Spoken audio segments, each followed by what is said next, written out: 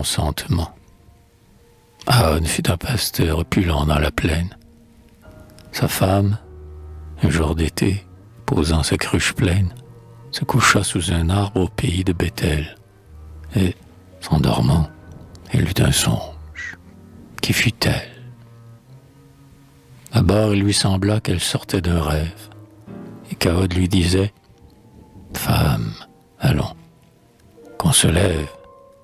Au marchand de Ségor, l'an dernier, j'ai vendu 100 brebis, et le tiers du prix m'est encore dû. Mais la distance est grande et ma vieillesse est lasse. Qui pourrais-je envoyer à Ségor en ma place? Rare est un messager fidèle et diligent. Va, et réclame-leur 30 cycles d'argent. »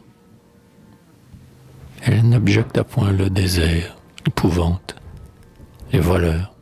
« Vous parlez, maître, à votre servante. » Et quand, montrant la droite, il lui dit « C'est par là. » Elle prit un manteau de laine et s'en alla. Les sentiers étaient durs et si pointus de pierre qu'elle eut du sang aux pieds et des pleurs aux paupières.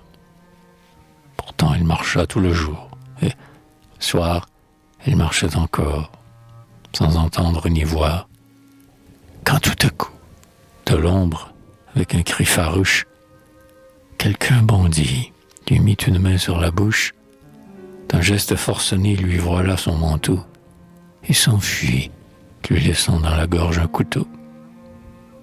À ce coup, le sursaut d'une transe mortelle la réveilla. L'époux se tenait devant elle.